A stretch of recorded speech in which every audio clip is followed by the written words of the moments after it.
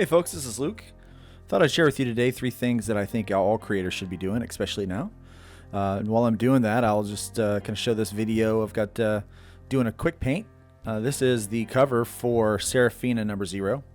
And pardon the shameless plug here, but this is an exclusive comic that's only available through the Kickstarter here through another few weeks. But we're only going to print 50 copies of this, but I was kind of doing this paint job here, and I thought maybe you guys would like to see some of my technique and kind of my process with that while I share these tips to you.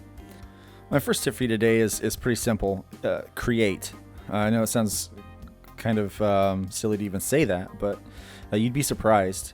I've had a conversation with someone the other day who wrote a comic book, and they created it and they released it a year ago. And during that time, they wrote another comic book, and they were working on putting it out. And it looks like it's it's coming out now a year later. And I asked, well, what all did you do during that process? And they said nothing. I didn't write anything or anything like that. I was just working on putting this out.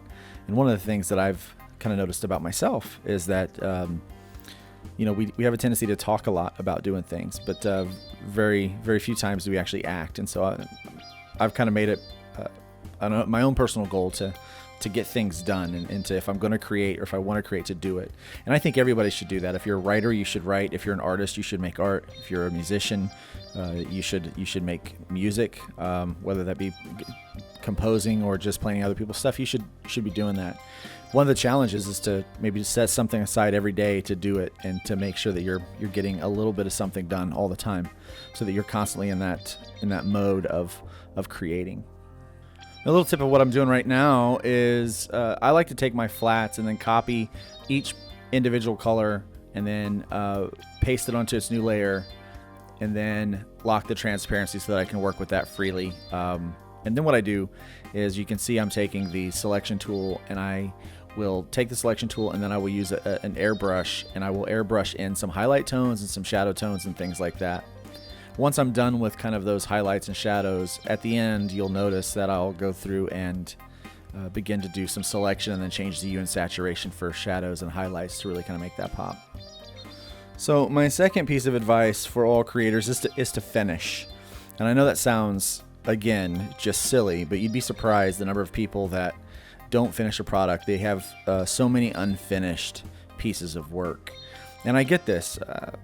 It's partly to do with our kind of this heart of wanting things to be perfect and ready to be released out into the world. But someone once told me that finished is better than perfect. And, I think that I agree with that. I think it's taken me a while to realize that, even personally, but I do agree with that many times having something to put in somebody's hands is better than just talking about it. Too many times we'll just have a lot of talk and not a lot of action. So finishing is important, and I encourage you to finish something.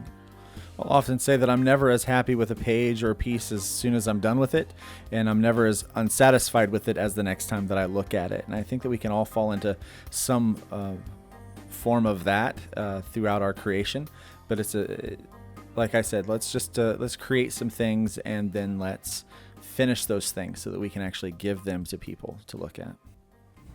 So my last piece of advice is to make things manageable. I know as we start getting ready to create some things, sometimes we can bite off way more than we really can chew. We might think, I'm going to make a comic book, I'm going to make a comic book series, and it's going to be ongoing, and it's going to be 15 issues or 11 issues or something like that. I think that even with this series right here that's in Kickstarter right now, Hybrids, the Sons of Gods, the first arc is called Trash Day, and I did 5 issues, and I think maybe I should have done 4.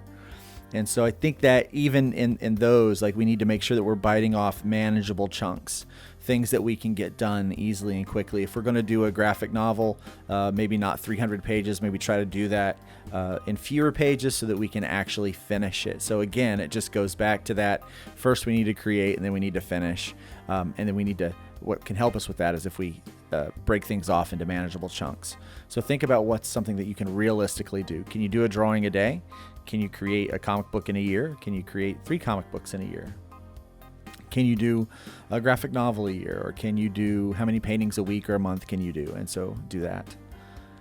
Now what you're going to see here is I'm pretty much getting done with the picture, and I'm adding some highlights because I want to add kind of some atmosphere to it, and I'm going to put it up against the cover element so that I can see how that fits. And I know now I'm going to be, as you can see, I'm working on the cover element, kind of the title colors. And it's a good idea sometimes to bring in a color wheel so that you understand the contrast in colors. And so I went with a green color because Saraphina is in the blues and the pinks, and the opposite of that, which will work well for contrast, is that. Now I want to add some more texture to this because it's the psych background is okay, but it's too much. So I'm going to play around with a few different things here, a few different brushes, and try to add some texture and stuff in here with some different blending options. Most of this you're not actually going to be able to see in the actual cover because it's very subtle. It's not really there to really draw attention to itself. It's there just to kind of support what's already there. I hope these pieces of advice have been useful for you.